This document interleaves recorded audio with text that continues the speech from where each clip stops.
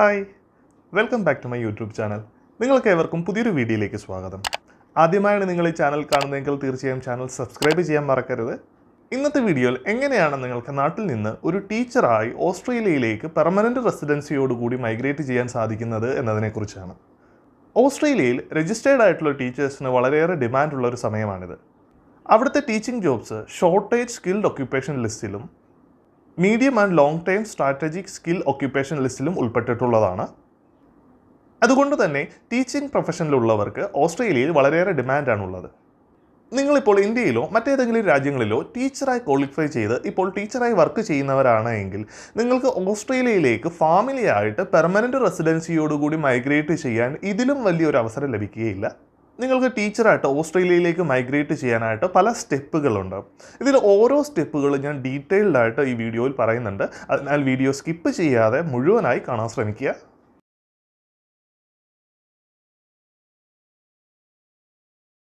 ഓസ്ട്രേലിയയിലേക്ക് ടീച്ചറായി മൈഗ്രേറ്റ് ചെയ്യുന്നതിൻ്റെ ആദ്യത്തെ സ്റ്റെപ്പ് എന്ന് പറയുന്നത് ടീച്ചർ സ്കിൽ അസസ്മെൻ്റ് ആണ്.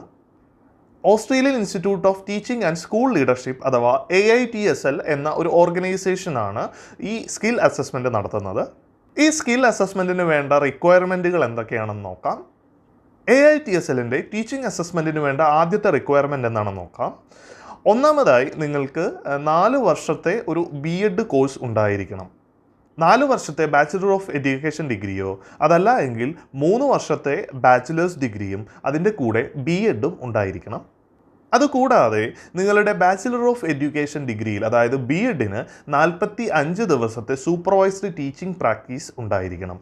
ഈ സൂപ്പർവൈസ്ഡ് ടീച്ചിങ് പ്രാക്ടീസ് എന്ന് പറയുന്നത് നിങ്ങളുടെ യൂണിവേഴ്സിറ്റി കോഴ്സിൻ്റെ ഭാഗമായി നേരിട്ട് നടത്തുന്നതായിരിക്കണം.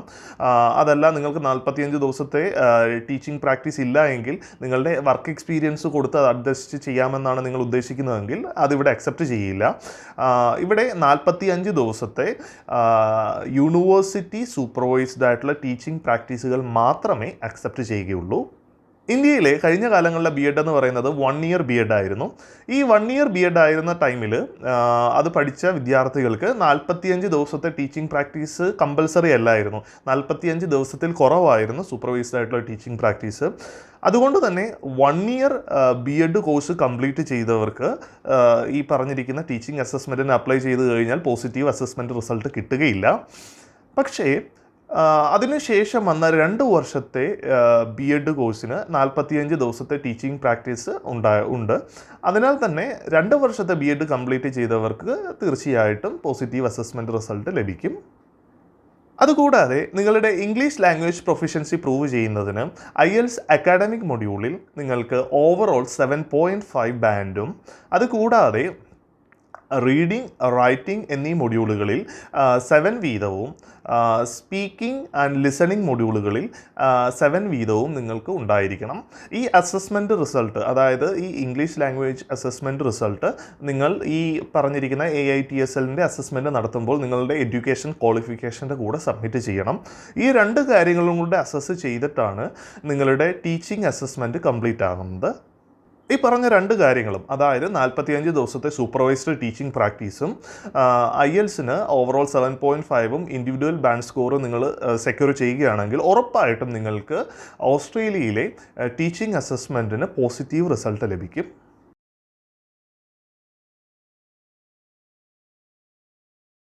ഈ സ്കിൽ അസസ്മെൻറ്റുകൾ പോസിറ്റീവായിട്ട് ലഭിച്ചു കഴിഞ്ഞു കഴിഞ്ഞാൽ നിങ്ങൾക്ക് ഏതൊക്കെ വിസ ഓപ്ഷൻസ് ആണ് ഉള്ളതെന്ന് നോക്കാം. ഞാൻ ഈ പറയുന്ന ഓരോ വിസകളുടെയും ഡീറ്റെയിലുകൾ നിങ്ങൾക്ക് നമ്മളുടെ സ്ക്രീനിൽ ഇപ്പോൾ കാണാൻ സാധിക്കും. അതിൽ ആദ്യത്തെ വിസ എന്ന് പറയുന്നത് സബ് ക്ലാസ് 190 വിസയാണ്. രണ്ടാമത്തത് സബ് ക്ലാസ് 189 വിസ. മൂന്നാമത്തത് സബ് ക്ലാസ് 186 വിസ. നാലാമതായി സബ് ക്ലാസ് 491 വിസ. അഞ്ചാമതായി സബ് ക്ലാസ് 494 വിസ. ഇതിൽ പറഞ്ഞ ആദ്യത്തെ 3 വിസയും പെർമനൻറ്റ് റെസിഡൻസി വിസയാണ്. പിന്നെ പറഞ്ഞ 4ാമത്തതും 5ാമത്തതുമായിട്ടുള്ള വിസ 5 വർഷം നിങ്ങൾക്ക് ഓസ്ട്രേലിയയിലെ ടെമ്പററി റെസിഡൻസ് നൽകുന്ന ഒരു വിസയാണ്. ഈ കാലയളവിൽ നിങ്ങൾക്ക് ഓസ്ട്രേലിയയിലെ പെർമനൻറ്റ് റെസിഡൻസിക്ക് വേണ്ടി അപ്ലൈ ചെയ്യാൻ സാധിക്കുന്നതാണ്.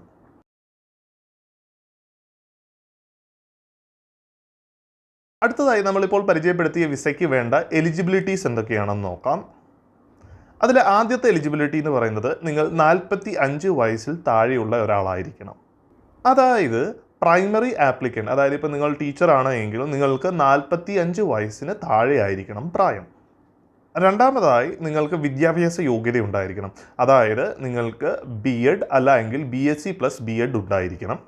മൂന്നാമതായിട്ട് ഒരു പോസിറ്റീവ് സ്കിൽ അസസ്മെൻറ്റ് റിസൾട്ട് ഉണ്ടായിരിക്കണം. നാലാമതായിട്ട് നിങ്ങളുടെ വയസ്സ്, നിങ്ങളുടെ വിദ്യാഭ്യാസ യോഗ്യത, നിങ്ങളുടെ എക്സ്പീരിയൻസ് എന്നിവ കണക്കാക്കി ഒരു പോയിൻ്റ് കാൽക്കുലേറ്റ് ചെയ്യും. ഈ പോയിൻ്റ് കാൽക്കുലേഷനിൽ നിങ്ങൾക്ക് മിനിമം 65 പോയിൻറ്റ്സിന് മുകളിൽ ഉണ്ടായിരിക്കണം. അഞ്ചാമതായി IELTS. ടീച്ചേഴ്സിൻ്റെ ഈ വിസയ്ക്കായിട്ട് നിങ്ങൾ IELTS അക്കാഡമിക് മൊഡ്യൂളിൽ ഓവറോൾ 7.5ഉം റീഡിംഗ് ആൻഡ് റൈറ്റിംഗ് സെക്ഷനുകളിൽ ഇൻഡിവിജ്വലായിട്ട് 7ഉം സ്പീക്കിംഗ് ആൻഡ് ലിസണിംഗ് സെക്ഷനുകളിൽ ഇൻഡിവിജ്വലായിട്ട് 7ഉം നേടിയിരിക്കണം. ആറാമതായിട്ട് നിങ്ങൾ ഈ വിസയ്ക്ക് വേണ്ടി മെഡിക്കലി ഫിറ്റ് ആയിരിക്കണം. അതുകൂടാതെ തന്നെ നിങ്ങളുടെ പേരിൽ കേസുകളോ മറ്റു കാര്യങ്ങളോ ഒരു രാജ്യത്തും ഉണ്ടാകരുത്.